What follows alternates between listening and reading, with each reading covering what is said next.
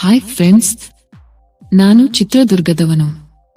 ನಾನು ನೋಡೋಕೆ ಸ್ಲಿಮ್ ಆಗಿ ಸ್ಮಾರ್ಟ್ ಅಂಡ್ ಡ್ಯಾಶಿಂಗ್ ಆಗಿದ್ದೀನಿ. ಇದು ನನ್ನ ಮೊದಲ ಕತೆ. ಇದು 2 ವರ್ಷಗಳ ಹಿಂದಿನ ಮಾತು. ನಾನು ಕೆಲಸದ ಟ್ರೈನಿಂಗ್ಗೆ ಅಂತ 2 ತಿಂಗಳ ಮಟ್ಟಿಗೆ ಬೆಂಗಳೂರಿಗೆ ಬಂದಿದ್ದೆ. ಆಗ ನಾನು ಒಂದು ಪಿಜಿಯಲ್ಲಿ ಉಳಿದುಕೊಂಡಿದ್ದೆ.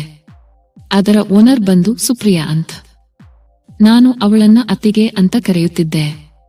ಯಾಕೆ ಅಂದರೆ ಮೊದಲು ಅವಳ ಗಂಡನನ್ನ ಭೇಟಿ ಆದಾಗ ಅವರನ್ನ ಅಣ್ಣ ಅಂತ ಕರೆದು ಬಿಟ್ಟಿದ್ದೆ.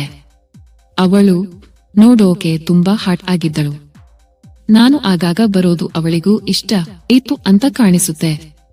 ಆದರೆ ಅವಳು ಯಾವಾಗಲೂ ಬೇಜಾರಿನಲ್ಲೇ ಇರುತ್ತಿದ್ದಳು. ನಾನು ದಿನವೂ ರಾತ್ರಿ ಬೀಳೋದು ಲೇಟ್. ಆಗ ರಾತ್ರಿ ಹೊತ್ತು ವಿಚಿತ್ರವಾದ ಶಬ್ದಗಳು ಬರುತ್ತಿದ್ದವು. ನಾನು ಒಂದು ದಿನ ಕಿವಿ ಕೊಟ್ಟು ಕೇಳಿಸಿಕೊಂಡೆ. ನೋಡಿದರೆ ಅದು ಸುಪ್ರಿಯಾ ಮತ್ತೆ ಅವರ ಕರಿಮಣಿ ಮಾಲೀಕನದ್ದು. ಅವರ ಗಂಡ ಕೋಪದಲ್ಲಿ ಬೈಯುತ್ತಿರೋ ಹಾಗೆ ಕಾಣಿಸುತ್ತಿತ್ತು. ಅವತ್ತು ನಾನು ಅಷ್ಟೇನು ಅದರ ಬಗ್ಗೆ ತಲೆ ಕೆಡಿಸಿಕೊಳ್ಳಲಿಲ್ಲ. ಆದರೆ ಸುಪ್ರಿಯನ ನೋಡುತ್ತಿದ್ದರೆ ನನ್ನ ಮನಸ್ಸು ತಡೆಯಲಿಲ್ಲ. ಒಮ್ಮೆಯಾದರೂ ಬೇಕು ಅನಿಸಿತು. ಹಾಗೆ ಒಳಗೆ ಹೋಗಿ ಅವಳನ್ನು ನೆನೆಸಿಕೊಂಡು ಪುನಃ ದೇವರು ಕೊಟ್ಟ ಕೈಗಳಿಂದ ಕೈಲಾಸ ಕಂಡೆ. ಎಷ್ಟೇ ಆದರೂ ಗಂಡಸು ಅಲ್ವಾ, ಆಸೆ ಜಾಸ್ತಿ. ವರದಲ್ಲಿ 2 ಬಾರಿ ಹೊರಗೆ ಹೋಗಿ ಹೋಟೆಲ್ ಊಟ ತಿನ್ನುವ ಕೆಟ್ಟ ಅಭ್ಯಾಸ ನಂದು. ಅದಕ್ಕೆ ಅಂತ ಕೆಲಸ ಜಾಗಗಳು ಇದ್ದವು. ಅಲ್ಲಿ ಹೋಗಿ 1000-2000ಕ್ಕೆ ಖುಷಿ ಪಡುವ ಶೋಕಿನೂ ಇತ್ತು. ಸಂಜೆ ಟ್ರೈನಿಂಗ್ ಮುಗಿದ ಮೇಲೆ ಇನ್ನು ಮನೆಗೆ ಹೋಗಲು ಸಮಯ ಇತ್ತು ಅಂತ ಹಾಗೆ ಹುಡುಗಿಯರ ಜಾಗಕ್ಕೆ ಹೋದೆ. ಅಲ್ಲಿ ಎಲ್ಲರನ್ನೂ ನೋಡಿದ ಮೇಲೆ ಒಂದು ಹುಡುಗನ ಇಷ್ಟವಾದಳು. ಅವಳ ಹೆಸರು ಕೂಡ ಸುಪ್ರಿಯಾ ಅಂತ ಕೇಳಿ ನನಗೆ ಎಲ್ಲಿಲ್ಲದ ಆನಂದ. ಆದರೆ ಅವಳು 5000 ಕೇಳಿದಳು. ಕೊಡಲು ಹಿಂದೆ ಮುಂದೆ ನೋಡಿದರು. ಅದು ಆ ಹೆಸರಿಗೆ ಕೊಡಲೇಬೇಕು ಅನಿಸಿತು.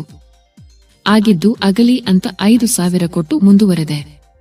ಅವಳ ಜೊತೆ ಆ ಕೆಲಸ ಮಾಡುವಾಗ ನನ್ನ ಕಣ್ಮುಂದೆ ಸುಪ್ರಿಯಾನೇ ಬರುತ್ತಿದ್ದಳು. ಇಷ್ಟು ಆದ ಮೇಲೆ ಅವಳ ಮೇಲೆ ಆಸೆ ಇನ್ನೂ ಜಾಸ್ತಿ ಆಯಿತು. ಮಾರನೇ ದಿನ ಬಟ್ಟೆ ಒಗೆಯುತ್ತಿದ್ದಳು. ನಾನು ಬೇಕಂತಲೇ ಮಾತಾಡಿಸೋಣ ಅಂತ ಹೋದೆ. ಅವಳು ಬಟ್ಟೆ ಒಗೆಯುವ ಭಂಗಿ ನೋಡಿ ನನಗೆ ತಡಮಾಡಿಕೊಳ್ಳಲು ಆಗಲಿಲ್ಲ. ಹಾಗೆ ನೋಡುತ್ತಿದ್ದೆ. ಅವಳು ಸ್ವಲ್ಪ ಸಂಕೋಚದಲ್ಲಿ ಆ ಕಡೆ ತಿರುಗಿ ಕುಳಿತಳು.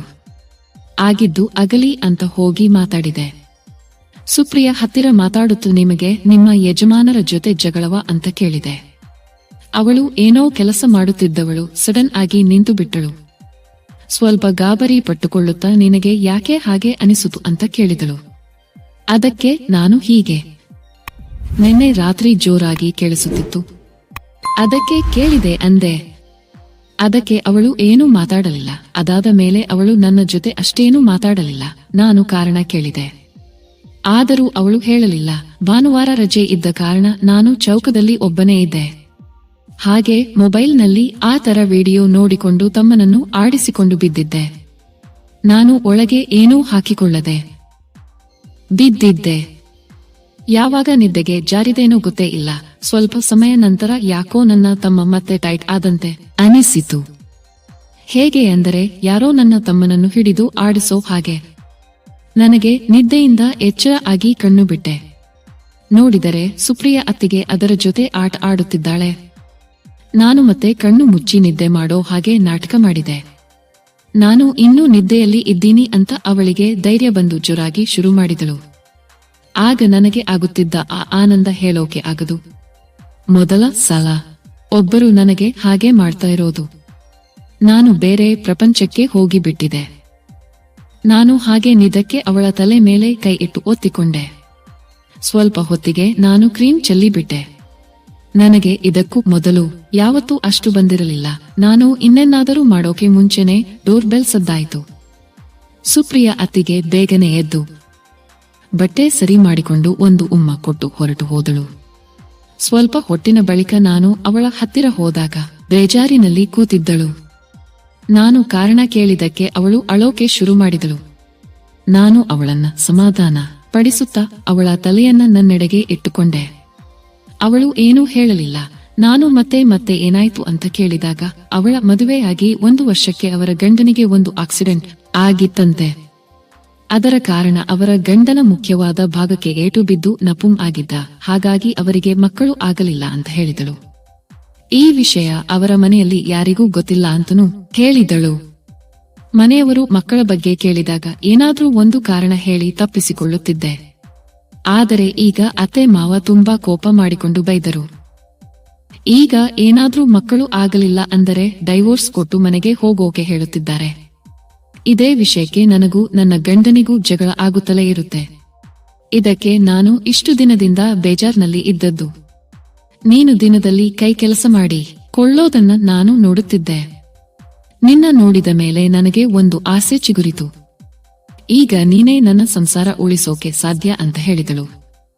ಅಷ್ಟರಲ್ಲಿ ಅಲ್ಲಿಗೆ ಅವರ ಗಂಡ ಬಂದುಬಿಟ್ಟ. ಅವರಿಗೆ ಅನುಮಾನ ಬರದೇ ಇರೋ ಹಾಗೆ ನನ್ನ ಓದಿನ ಬಗ್ಗೆ ವಿಚಾರಿಸುತ್ತಾ ಮಾತು ಬದಲಿಸಿದಳು. ನಾನು ಮತ್ತೆ ನನ್ನ ರೂಮಿಗೆ ಹೋಗಿ ಸುಪ್ರಿಯಾಳ ಯೋಚನೆಯಲ್ಲಿ ಕಳೆದು ಹೋದೆ. ಸುಪ್ರಿಯಾಳ ಬೆಚ್ಚನೆಯ ಸ್ಪರ್ಶ ನನಗೆ ಇನ್ನೂ ಹಾಗೆ ಇದೆ. ನಾನು ಮಾರನೇ ದಿನಕ್ಕೆ ಯಾವಾಗ ಅವರ ಗಂಡ ಆಚೆ ಹೋಗುತ್ತಾನೋ ಅಂತ ಕಾಯುತ್ತಿದ್ದೆ. ಆಗ ಸುಪ್ರಿಯಾಳನ್ನ ಪಡೆದುಕೊಳ್ಳಬಹುದು ಅಂತ. ಅವತ್ತು ರಾತ್ರಿ ನನಗಂತೂ ತುಂಬಾ ದೊಡ್ಡ ರಾತ್ರಿ ಅಂತ ಅನಿಸಿತು. ಅವಳ ಬಗ್ಗೆ ಯೋಚಿಸುತ್ತಾ ಯಾವಾಗ ನಿದ್ರೆ ಮಾಡಿದೆನೋ ಗೊತ್ತಾಗಲಿಲ್ಲ. ಬೆಳಗ್ಗೆ ಆಗುತ್ತಲೇ ನಾನು ನೀರು ಕೇಳೋಕೆ ಅಂತ ಅವಳ ಹತ್ತಿರ ಹೋದೆ. ನೋಡಿದರೆ ಅತ್ತಿಗೆ ಇವತ್ತು ಖುಷಿಯಾಗಿ ಇದ್ದಾಳೆ. ಅವಳ ಖುಷಿಗೆ ಕಾರಣ ನನಗೆ ಗೊತ್ತಿತ್ತು.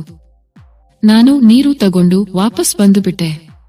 ನನ್ನ ರೂಮಲ್ಲಿ ಕೂತು ಯಾವಾಗ ಅವರ ಗಂಡ ಆಚೆ ಹೋಗುತ್ತಾನೋ ಅಂತ ಎದುರು ನೋಡುತ್ತಿದ್ದೆ.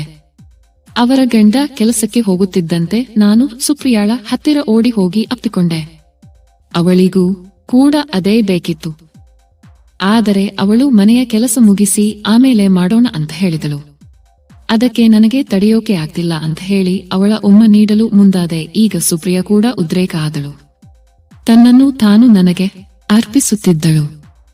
ಜೋರಾಗಿ ಅವಳು ಉಸಿರಾಡುತ್ತಿದ್ದಳು.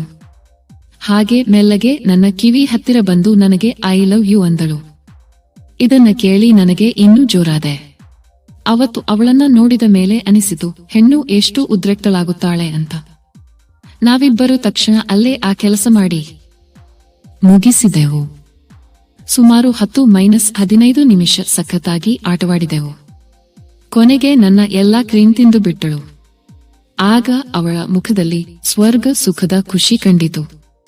ಆಮೇಲೆ ನನ್ನನ್ನು ಹಿಡಿದು ನಿನಗೆ ಹೆಂಡತಿ ಆಗೋಳು ತುಂಬಾ ಅದೃಷ್ಟ ಮಾಡಿರುತ್ತಾಳೆ ಅಂದಳು. ಅವತ್ತು ಅವಳ ಗಂಡ ಸಂಜೆ ಮನೆಗೆ ಬರುವವರೆಗೂ ನಮ್ಮ ಕೆಲಸ ನಡೆಯುತ್ತಲೇ ಇತ್ತು. ಎಷ್ಟು ಸಲ ಮಾಡಿಕೊಂಡೆವು ಅನ್ನೋದು ಕೂಡ ಮರೆತು ಹೋಗಿತ್ತು. ಹೀಗೆ ಸತತ 2 ತಿಂಗಳು ಕಾಲ ನಡೆಯಿತು. ಮತ್ತೆ ನನ್ನ ಟ್ರೈನಿಂಗ್ ಮುಗಿದ ಕಾರಣ ನಾನು ವಾಪಸ್ಸಾದೆ. ಆಗಾಗ ಕೆಲಸದ ನೆಪದಲ್ಲಿ ಅವರ ಮನೆಗೆ ಹೋಗಿ ಬರುತ್ತಿದ್ದೆ. ಆದರೆ ಕಾರಣ ಇವಾಗ ಅವಳಿಗೆ ಫಲ ನೀಡಿದೆ. ಇದೆಲ್ಲ ಆಗಿ ಸ್ವಲ್ಪ ದಿನಗಳು ನಂತರ ಅವಳು ನನಗೆ ಫೋನ್ ಮಾಡಿ, ನಾನು ಅಮ್ಮ ಆಗುತ್ತಿದ್ದೀನಿ, ಮನೆಯಲ್ಲಿ ಈಗ ಎಲ್ಲರೂ ಖುಷಿಯಾಗಿದ್ದಾರೆ, ಇದೆಲ್ಲ ನಿನ್ನಿಂದಲೇ ಅಂತ ಹೇಳಿದಳು. ಕೇಳಿ ನನಗೂ ತುಂಬಾನೇ ಸಂತೋಷ ಆಯ್ತು. ಇವಾಗ ನನಗೂ ಮದುವೆಯಾಗಿ ಬೇರೆ ಊರಿನಲ್ಲಿ ಸಂಸಾರ ನಡೆಸುತ್ತಾ ಇದ್ದೇನೆ. ಫ್ರೆಂಡ್ಸ್, ಈ ಕತೆ ಇಷ್ಟ ಆಗಿದ್ದರೆ ಒಂದು ಲೈಕ್ ಮಾಡಿ, ಶೇರ್ ಮಾಡಿ. ಇನ್ನಷ್ಟು ಸ್ವಾರಸ್ಯಕರ ಕತೆಗಳಿಗಾಗಿ ನಮ್ಮ ಚಾನೆಲ್ಗೆ ಸಬ್ಸ್ಕ್ರೈಬ್ ಮಾಡಿಕೊಳ್ಳಿ.